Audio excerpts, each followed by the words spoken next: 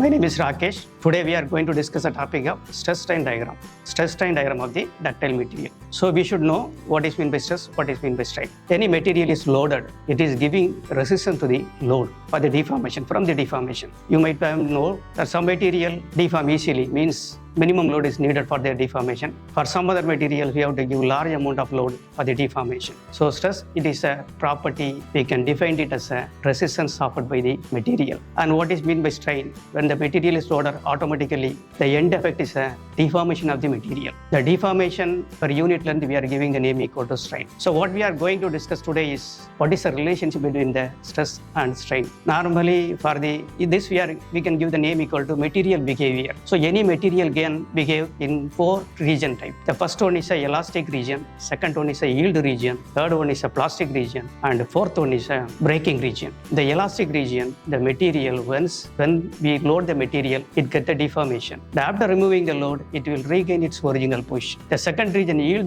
region, without any load, the material get deformation. That region we are giving the name equal to yield region. The third region we are giving the name equal to plastic region. In the plastic region, the deformation is permanent. Once we are load the material get loaded. After removing the load, the material shape and size will be as it is. The final one is a breaking. So if you draw the stress strain diagram, the relationship diagram, up to the particular point, particular limit, the region number 1 exists, means the material behave in elastic manner. That particular point we are giving name elastic region, and the elastic limit, that point we are giving the name. So the first point for this stress strain diagram we have to note it is where elastic limit. The definition for this is within that limit, within that area, the material behave in elastic manner. Means loading, it will the deformation. If you remove the load, it will get the original shape. And after that, we get the yielding of 2 yield point. One is upper yielding point, one is a lower yielding point. The yielding region, without giving any load, the deformation is happening. It is happened only in the small portion of the material. It is happened in the small portion of the material. It started in one portion and it ended at another portion. The starting portion we are giving the name upper yielding point. The end portion we are giving the name lower yielding point.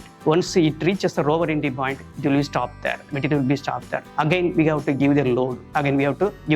To get the deformations. Again, we are giving in this region, we are getting that the plastic region starts from this lower yielding point. The plastic region means loading, it will get deformed. When we are removing the loading, the material will be less and the length and the dimensions will be as it is. So what we are doing from this, we are keep on increasing the load. At one point, it get the maximum load, maximum stress value. That point we are giving its ultimate point. From this ultimate point, again we are giving that. Normally for the design point of view, we are taking 2 consideration. One is a yield consideration, second is an ultimate consideration. Yield consideration means without the elastic limit, ultimate consideration for plastic limit. So after further increase of the load, further giving a further addition of the load will make the material to separate. This is what the relationship between stress and strain of the ductile material. Why we are giving the name equal to ductile material means it is giving enough deformation before it break. That is the giving the ductile material. Some of the example of the ductile material is mild steel, and other steels we can give the example of the ductile material. I think you might have understand what is the